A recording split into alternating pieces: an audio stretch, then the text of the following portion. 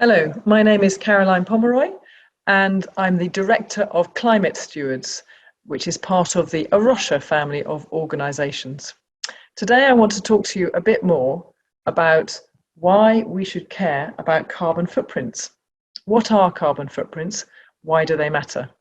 I'm going to start by talking a bit more about what's going on in the world around us, then what we as Christians are called to do about that, and finally, how we can measure our carbon footprint and what we can do about that, and leave you with some questions at the end to discuss.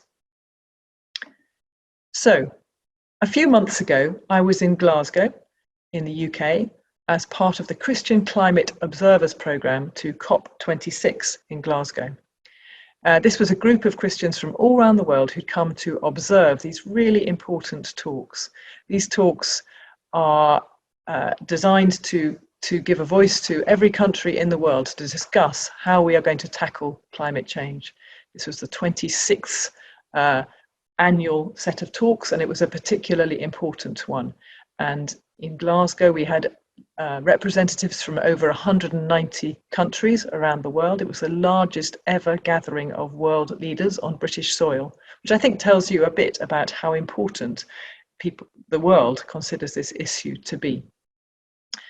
And the Christian Climate Observers were a group mostly of young people who came to learn and to observe and to understand more about this whole process of negotiating climate change agreements, so they could take that information back to where they're based at the moment and use that in their own campaigning and work around climate change. The first person I met at the Christian Climate Observers camp was someone called Shamizo. Shamizo comes from Zimbabwe. She's a biologist. She's a very capable woman and could easily be working anywhere else in the world, but she has chosen to stay in her home country and her home area in the east of Zimbabwe and work with schools and communities to teach them about how to maintain and preserve their environment, how particularly all around tree planting, how to grow really healthy trees which will help to mitigate climate change. So she's a really extraordinary person who is passionate about this issue in a very, very difficult situation where climate change is causing a lot of unpredictability, a lot of weather patterns which are changing, which causes crop failure, which is causing hunger, causing malnutrition, causing people to migrate. So these are really significant issues that she's trying to tackle through the work that she started with a charity called Environmental Buddies. Another person I met at the COP was called Marinelle. Marinelle comes from the Philippines, and when she was a teenager, there was one of the many typhoons which sweeps through the Philippines, which destroyed her hometown and killed many of her family members. And since that time, since she was, I think she was about 14 or 15, she has become a climate campaigner. And she's incredibly articulate, knowledgeable, and passionate about connecting her Christian faith with the environmental justice, with climate justice, and saying, we in the West are largely responsible for emitting greenhouse gases which cause climate change, and the impact is being felt all around the world, but particularly by the most vulnerable communities who are least able to deal with it. So she was being constantly interviewed and quoted as people were seeking to understand the impacts of climate change around the world. Another person I met was called Danielle. This is Danielle. She's a pastor in California. She runs a church in Silicon Valley, one of the richest parts of the world, really. But even in California, they are seeing the impacts of climate change very, very dramatically. She has elderly parents who live in the hills above the city where she lives. And she says that twice in the last 5 years, she's had to rescue her parents as they flee for their lives from the wildfires which are running through those forests where they live. Now, clearly climate change is not the only factor, but it's one of the major drivers of these wildfires and other changes going on. She also talked about the fact that during COVID, when we were all being encouraged to worship outside, the air quality was so poor in their community that it was actually unsafe to worship outside. And I know that that is a problem in many parts of the world. So the climate is changing, our environment is changing. As I'm sure many of you will know, the major causes of climate change is the fact that this is called the greenhouse effect.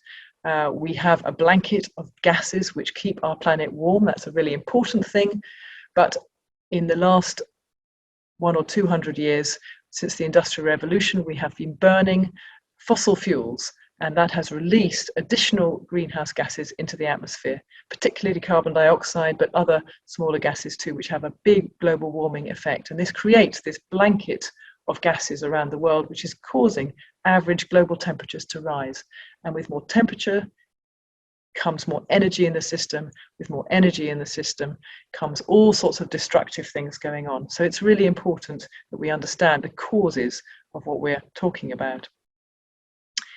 As you can see from this graph, there's a direct correlation between the concentration of carbon dioxide in the atmosphere and global temperatures. This is just the last 140 or so years, and you can see a really distinct movement as carbon dioxide concentrations increase, global temperatures also increase. And this is having devastating effects on our planet.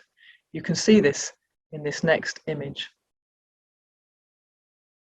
So here we are. This is average global temperatures around the world, starting in 1880. So this is early in the pre-industrial period. And as you can see, these temperatures, anything in yellow is above normal, as it were, is above zero. So you can see that in the last few years, that average increase in temperature has really dramatically scaled up. Those red areas are where temperatures are around 2 degrees higher than pre-industrial levels. 2 degrees may not sound very much, but it has an enormous impact. I mentioned the Glasgow climate talks. What the Glasgow climate talks were trying to do was to deliver an outcome which was to keep those temperature rises, ideally no more than 1.5 degrees above pre-industrial levels by the end of this century. This little thermometer just shows you roughly where we are. The green is the safe area. 2 degrees, the yellow area, is where it looks like we might end up if we are very, very successful in our endeavours to keep global temperature rises as low as we possibly can. But at the moment, we've already reached 1.2 degrees of warming by 2021. So we haven't got much headroom to stay below the 1.5 degrees. At the moment, those blue blocks you can see on the right-hand side are talking about where current policies and action will leave us by the end of this century. And as you can see, none of them are optimistic enough, are ambitious enough to reach the 1.5 degree goal set at the Paris climate talks in 2015. So we have a long way to go, a lot of work to do to achieve those targets, which will keep us safer than we are currently predicted to be.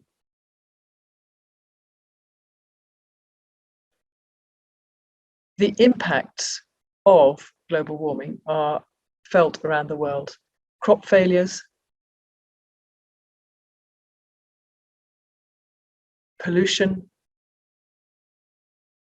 congestion,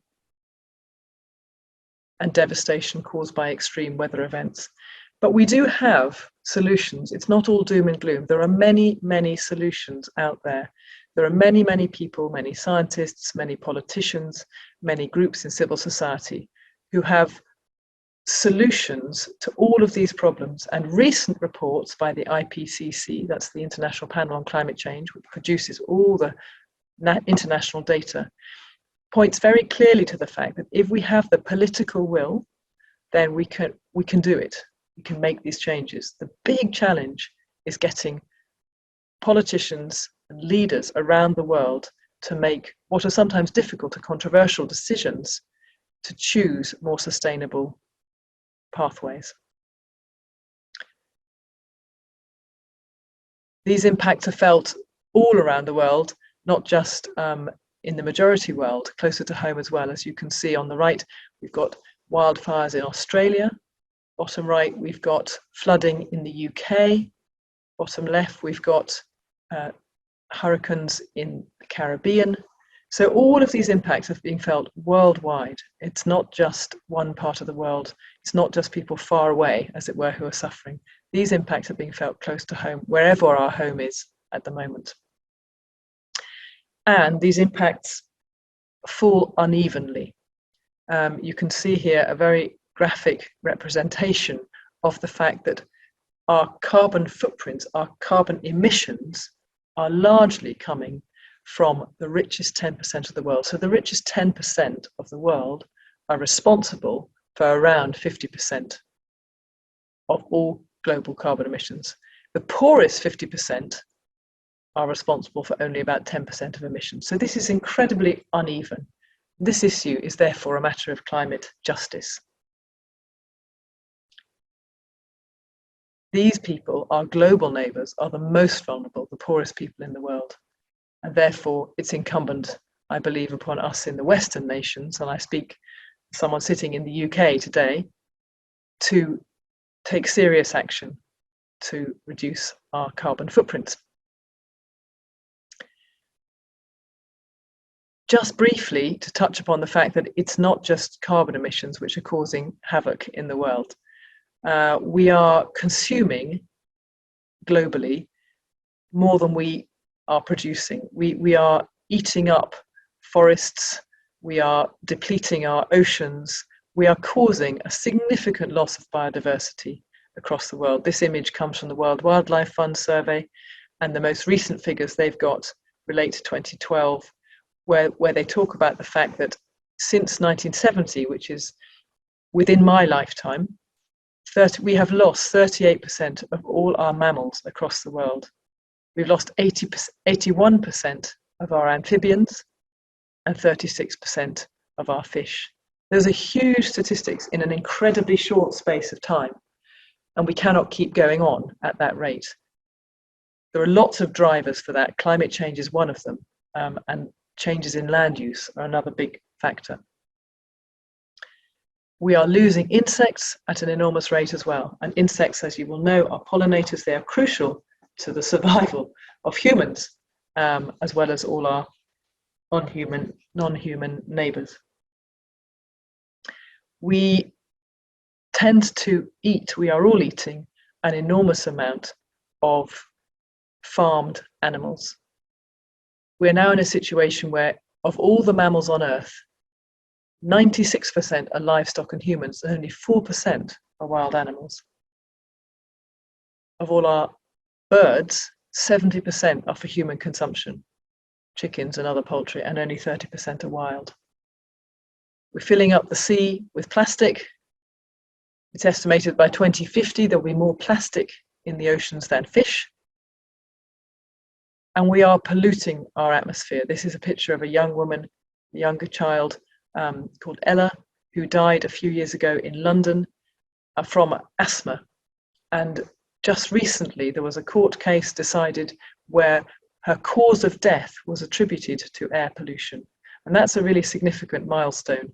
It's never happened before in the UK that air pollution has been given as the main cause of death.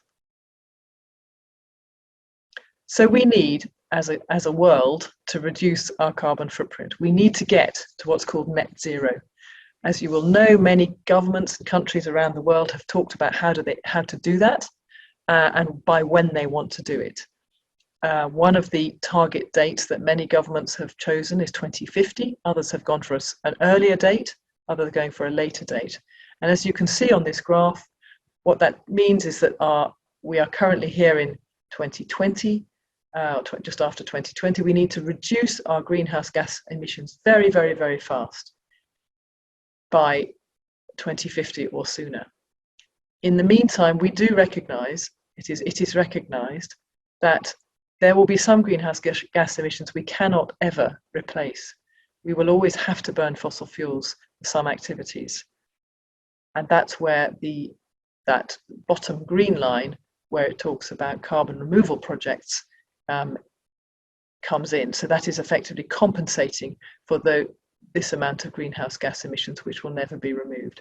But we need to tackle, what we're talking about now is tackling this big blue triangle, which, if we don't do anything about it, will continue to grow and rise and have that warming impact and those impacts on the ground that we desperately need to avoid. A few years ago, I was given a green Bible for my birthday. And in the green Bible, all of the passages about the environment are written in green. These will include passages around the creation of the world in Genesis, lots of parts of the Psalms, many of Jesus's parables, and lots of other parts of the Bible too. There are over 2,000 passages written in green.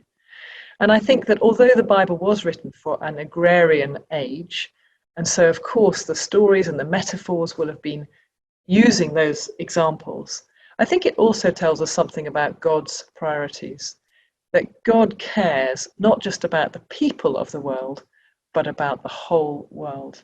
And he wants us to do the same. He calls us to be good stewards in Genesis chapter 2, to serve and preserve, to till and keep, to tend and care for the land, to be his agents looking after the world.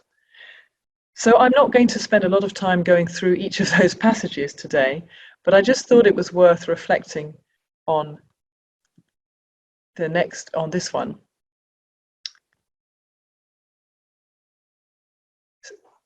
This is probably one of the most famous verses in the Bible. For God so loved the world that he gave his only Son, that whoever believes in him shall not perish but have eternal life.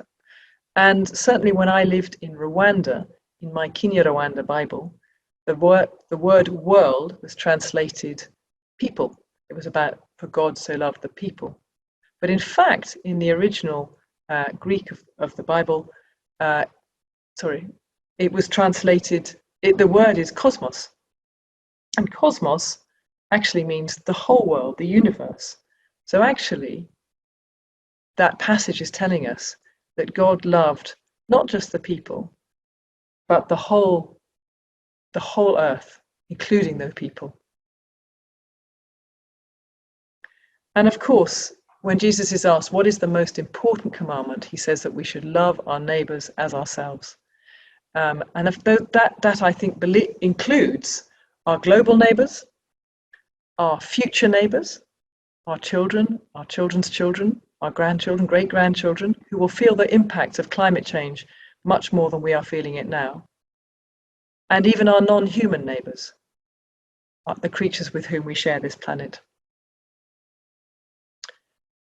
And as Christians, I think we are called to be bearers of hope, to be bearers of the good news of Jesus in all that we do and say. And I think that means that we're called to be bearers of good news for God's creation as well. So, what is a carbon footprint?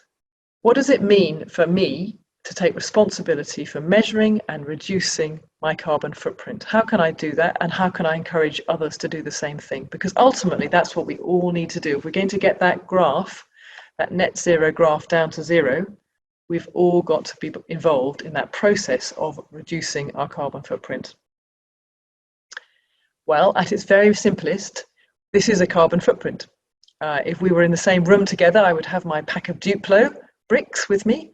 Each Duplo brick represents around 0.5 ton of carbon dioxide.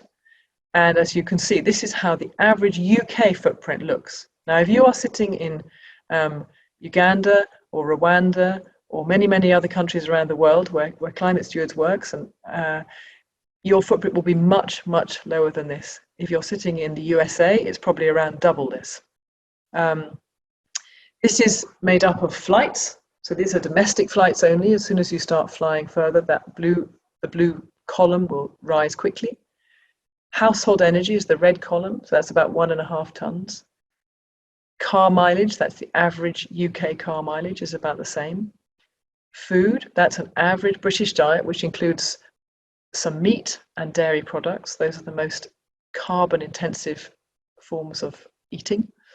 And the yellow block is what we call stuff, so it's expenditure on everything else. It's all the money we spend on clothes and computer equipment, things that we spend our leisure time on in and around our houses, etc. So that's all the consumption that we do. And the grey blocks are to do with the government. So that's the government expenditure on our behalf. So that's the carbon emissions from schools and hospitals and roads and prisons and things. So the challenge then is, how do we reduce that? And again, if we were in the room together, we would be looking at those Duplo blocks, and I would be saying, well, if you ate a bit less meat, we could take one of those green blocks off. Or how about getting renewable energy for your house? Or how about catching the bus rather than driving, or getting your bicycle out? How about sharing lifts when you go to church? How about doing some more insulation in your house? How about going to the charity shop and recycling rather than buying new things? These are all ways we can reduce our individual carbon footprint. That carbon footprint, those tons of carbon dioxide, are quite big. They're quite voluminous. So we did a little calculation. We worked out that 1 ton of carbon dioxide would fill around 4.5 London buses. So if in the UK, our average carbon footprint is 10 tons per person per year, that means that our footprint will fill about 45 bus loads. On the Climate Stewards website, we have a carbon calculator, which enables you to calculate this footprint in more detail. I'm not going to go through this in detail now, but you can see that it has tabs at the top where it measures just those same things: your household energy, your travel by car or by public transport, your flights, your food, and your expenditure on other things. And together that makes up your carbon footprint. So that's the first step in understanding what impact we are having as we live on the planet. We've also got a carbon calculator tool for churches, small businesses, synagogues, and small charities. It's called 360 Carbon, and you can access that again through our website. It helps you as an organization to measure your footprint of everything you do together. So this is an image of the church carbon footprint. In this case, you can see it gives a breakdown of the different areas of church life, which are and their carbon emissions. It's a really useful place to start. If you want to start thinking about how do we reduce, you need to know where you're starting.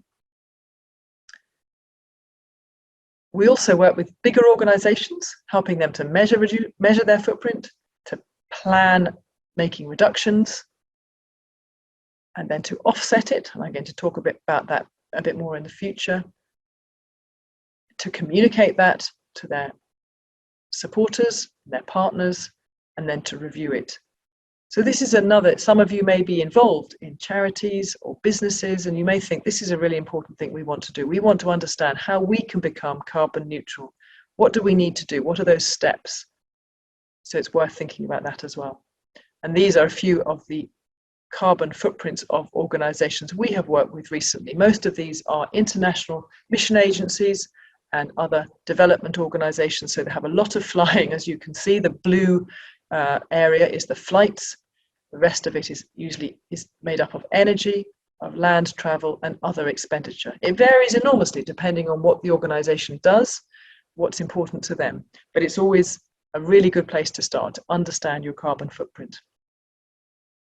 These are some of those organizations that we have worked with recently. As you can see, they're people that work around the world. And having measured your footprint, you'll then want to think about reducing it.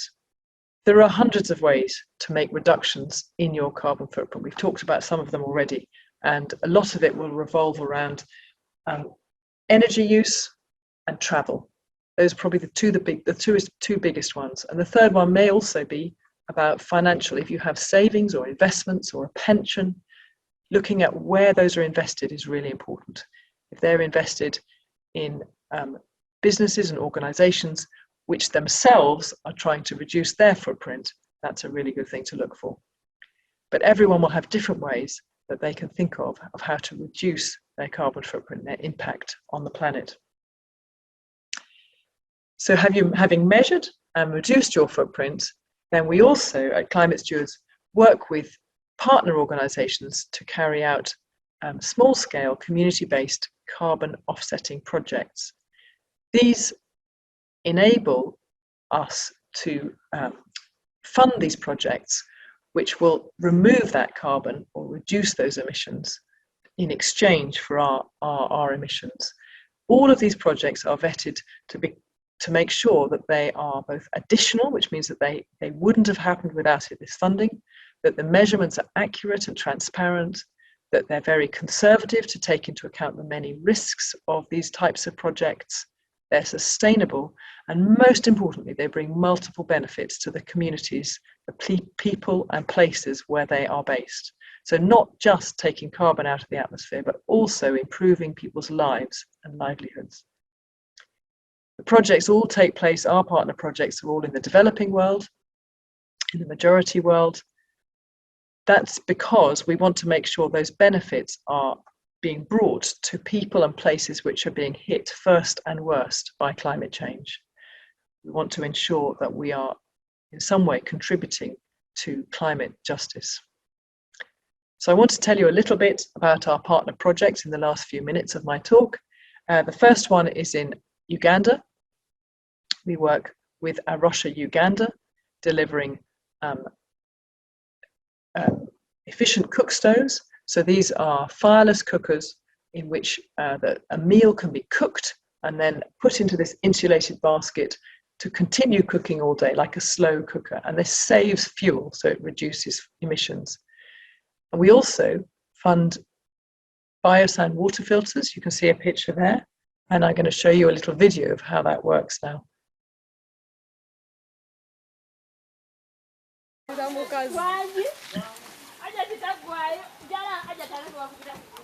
So as you can see, the family is gathering. In this case, they're gathering their water from a pretty dirty house.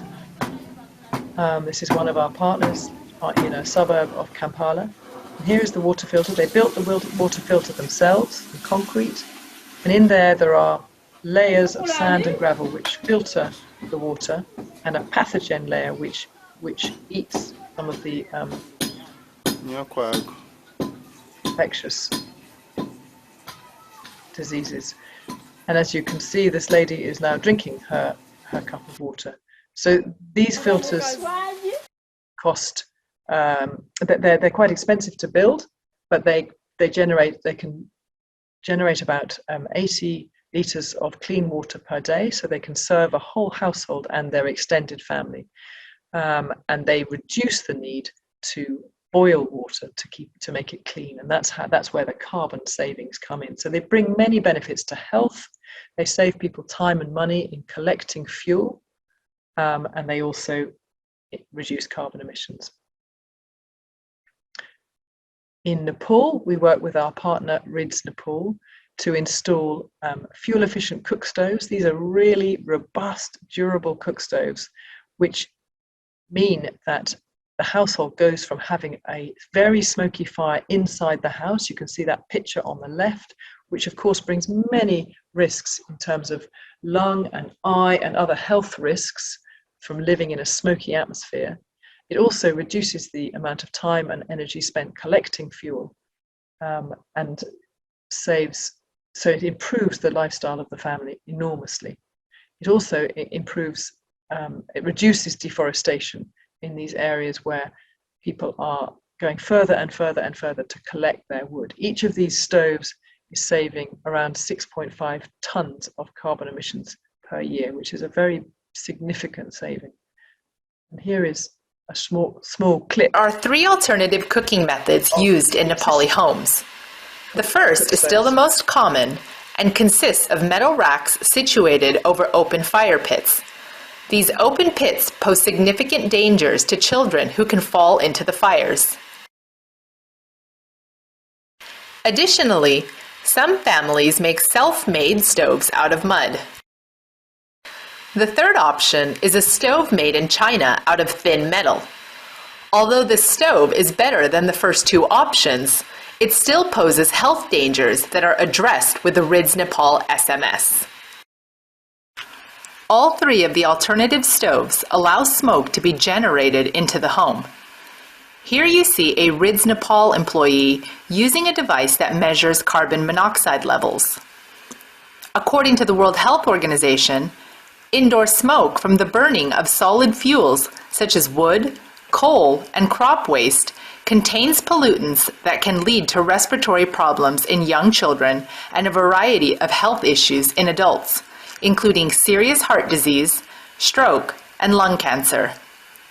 In 2012, indoor air pollution from open fireplace cooking with biomass, dung, and coal was responsible for 4.3 million premature deaths worldwide and attributed to 7.7% of the global mortality rate. The smokeless metal stove will give you many benefits. With the 2 small burners and 1 large burner, you can cook lentils, rice, and a vegetable dish at the same time, and the metal used for the stove can handle heavy pots. The SMS cooks so fast and the food is so tasty. You add firewood into the SMS and the fire burns strong and cooks fast, with no problem at all. You add only water to the food and firewood in the combustion chamber and the SMS cooks the food without any problems. Very easy and without hassle. If you want roti instead of rice, the roti slot allows you to toast your roti while the lentils and vegetables are cooking. There are three alternative cooking methods used in Nepal. We provide similar stoves in Peru. The same principle applies there. They're just slightly different according to the environment there. An enclosed, safe stove, which reduces fuel use. And we also work in Ghana with farmers planting trees, indigenous trees on their land.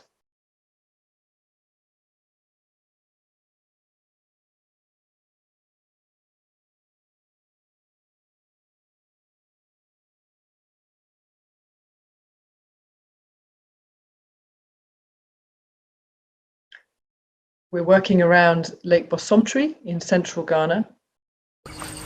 Hello everyone, welcome to the farm of James Blay and family. I am Joshua Chumesian Ponsa, a volunteer at Arusha, Ghana.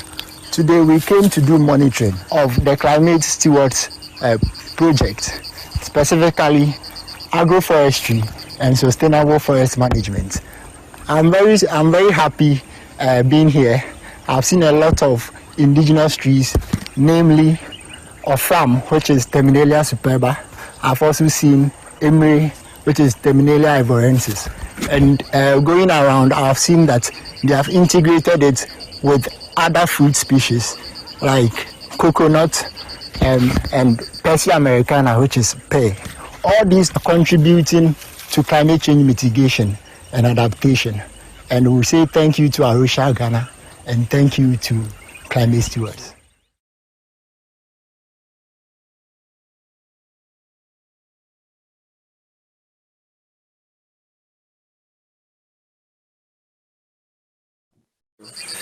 My name is James Blay, and this is the family farm that I'm in charge of. As part of the climate change and adaptation measures, you have Kaya senegalensis, you have Terminalia superba, you have Terminalia evolensis, and others. We are so much happy to be part of this initiative. Thank you.